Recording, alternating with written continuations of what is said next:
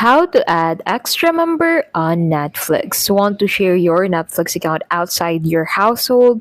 Netflix lets you add extra members for a small fee, and here's how it works. So, to get started, go ahead and open Netflix, head over into the My Profile section, and then from here, go ahead and click on the burger icon, which you'd basically find at the top right of your screen.